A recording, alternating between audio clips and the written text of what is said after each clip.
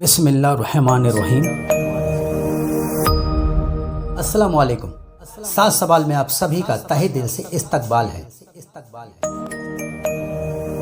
سوال نمبر 1، کیا جنت میں خریداری کے لیے بازار بھی ہوں گے؟ جواب: ہاں، بازار ہوں گے۔ اللہ نے جنتیوں کے لیے جنت میں بے شمار نعمتیں عطا فرمائی ہیں۔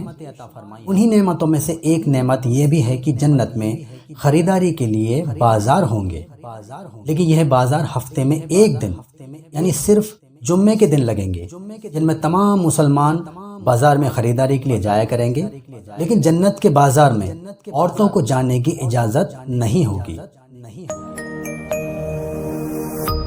سوال نمبر 2، جنت کے پیڑ کا نام کیا ہے؟ جواب: شجر طوبہ۔ یوں تو جنت میں کئی سارے پیڑ ہوں گے، جیسے کھجور کے، انگور کے، زیتون کے، لیکن ایک پیڑ جس کا نام طوبہ ہے، اس کی لمبائی چوڑائی کو لے کر اللہ کے رسول نے فرمایا، طوبہ کی ایک شاخ یعنی ٹہنی اتنی بڑی ہوگی کہ ایک تیز رفتار گھوڑا 70 سال تک دوڑے تب اس ٹہنی کے سائے سے نکل پائے گا، اور اس پر اونٹوں کے برابر کے پھل لگیں گے۔ سوال نمبر 3، دنیا کا سب سے خوبصورت مرد کون تھا؟ جواب: حضرت یوسف علیہ السلام۔ اللہ نے حضرت یوسف علیہ السلام کو بے انتہا حسن و جمال سے نوازا تھا۔ کہتے ہیں اگر خوبصورتی کے 2 حصے کیے جائیں، ایک حصہ ساری دنیا والوں کے لیے اور ایک حصہ اکیلے حضرت یوسف علیہ السلام کو ملا تھا۔ حضرت یوسف علیہ السلام کو مصر کے عزیز نے بازار سے خریدا تھا، اور جب عزیز مصر کی بیوی زلیخا نے انہیں دیکھا تو وہ ان کے حسن کی دیوانی ہو گئی۔ زلیخا نے کئی بار حضرت یوسف کو اپنی طرف مائل کرنے کی کوشش کی، لیکن حضرت یوسف کو ہر بار اللہ نے محفوظ رکھا۔ مصر کی عورتوں میں اس بات کے چرچے ہونے لگے کہ زلیخا اپنے ہی خریدے ہوئے نوجوان پر دل ہار بیٹھی۔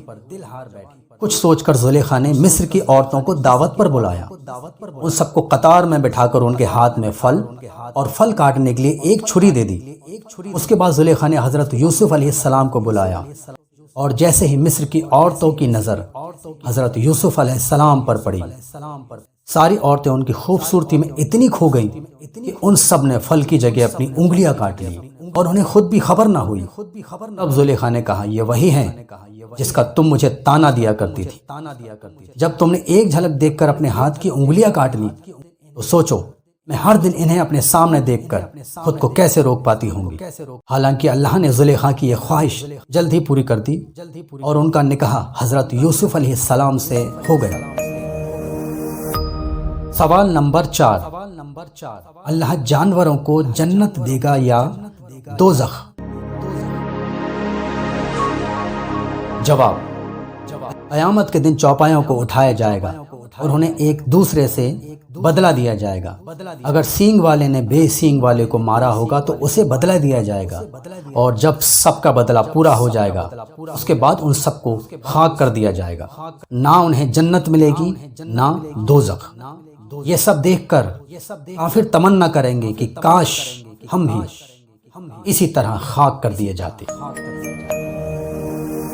سوال نمبر 5، وہ کون سے نبی تھے جن کو اللہ نے 100 سال بعد پھر سے زندہ کر دیا تھا؟ جواب: حضرت عزیر علیہ السلام۔ حضرت عزیر کا ایک بار کچھ کھنڈروں سے گزر ہوا، آپ کچھ دیر آرام کرنے کے ارادے سے وہاں لیٹ گئے۔ پاس میں ہی آپ نے اپنے گدھے کو باندھ دیا اور قریب ہی ایک پیالے میں انگور کا رس نکال کر رکھ دیا۔ ان کھنڈروں میں مردوں کی ہڈیاں بھی پڑی ہوئی تھیں جو گل کر مٹی ہو گئی تھی۔ آپ نے سوچا انسان کا جسم جب مٹی ہو کر بکھر جائے گا اللہ اسے پھر سے دوبارہ زندہ کرے گا، وہ نظارہ کیسا ہوگا؟ یہ سوچتے ہوئے آپ سو گئے، اور اسی حال میں اللہ کے فرشتے نے ان کی روح کو قبض کر لیا اور 100 سال تک ان کے جسم کو دنیا سے پردے میں رکھا۔ 100 سال بعد اللہ نے انہیں پھر سے زندہ کیا اور سب سے پہلے ان کی آنکھوں میں جان ڈالی تاکہ اپنے بے جان جسم کو اپنی آنکھوں سے جاندار ہوتے ہوئے دیکھیں۔ جب آپ کا جسم درست ہو گیا تو آپ نے اپنے گدھے کو دیکھا جس کی ہڈیاں تک گل چکی تھیں۔ اللہ کے حکم سے اس کی ہڈیاں پھر سے بنی، ان پر گوشت چڑھا، گوشت پر کھال چڑھی اور دیکھتے ہی دیکھتے گدھا اٹھ کر کھڑا ہو گیا۔ وہ سمجھ گئے کہ اللہ نے یہ نظارہ میرے دل کو تسکین کی خاطر دکھایا ہے۔ بے شک اللہ ہر چیز پر قادر ہے۔ سوال نمبر 6، وہ کون سے نبی تھے جن کے لیے جن دریا سے موتی نکال کر لاتے تھے؟ جواب، سلیمان علیہ السلام۔ اللہ نے جنوں کو سلیمان علیہ السلام کے قابو میں دے دیا تھا۔ سارے جن سلیمان علیہ السلام کے حکم پر چلتے تھے۔ وہ ان کے کہنے سے دریا سے موتی نکال کر لاتے تھے، مسجد بناتے تھے، عمارتیں بناتے تھے۔ اللہ نے حضرت سلیمان کو جیسی سلطنت دی تھی ویسی نہ پہلے کسی کو ملی نہ ان کے بعد کسی کو ملے گی۔ سوال نمبر 7، وہ کون سے نبی تھے جن کے ہاتھ میں آتے ہی لوہا موم کی طرح ملائم ہو جاتا تھا؟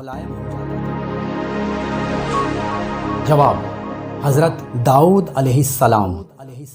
اللہ نے داؤد علیہ السلام کو کئی معجزوں میں سے ایک معجزہ یہ بھی دیا تھا کہ لوہا آپ کے لیے نرم کر دیا۔ وہ بنا لوہے کو پگھلائے اسے جیسا چاہے موڑ دیتے تھے۔ داؤد علیہ السلام لوہے سے زرہ بناتے تھے۔